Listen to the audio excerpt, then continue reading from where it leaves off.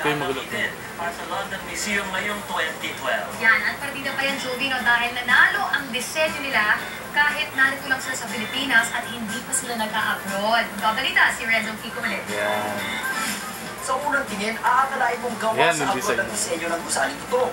Pero ang di alam na marami, mga Pinoy ang nagdisenyo sa itsura ng guseyong ito. Nanalo pa ito ng Grand Prize sa Build London Live 2020 Design Competition sa Britanya. At dahil special edition ito, kaugnay ng Olympics, ang binigay na challenge sa mga ay i-design ang London Museum 2012 na parang itayo sa Olympic Village sa East London. Dahil naman sa kanilang tagumpay, pakiramdam ng mga Pinoy architects, panalo na sila sa Olympics kahit hindi pa nagsisimula ito.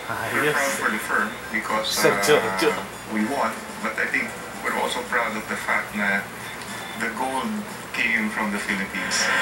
Mahigit 11 architecture design firms mula sa mahigit 30 bansa ang sumali. 25 Pinoy architects ang puspusan nagtrabaho ng 48 oras para mabuo ang one-of-a-kind world-class design.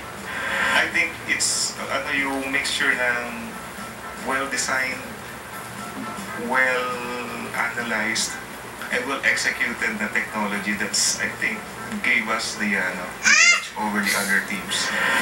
Tunay daw na may pagmamalaki ang design na ito dahil ito'y purong Pinoy at walang halong ideya ng dayuhan.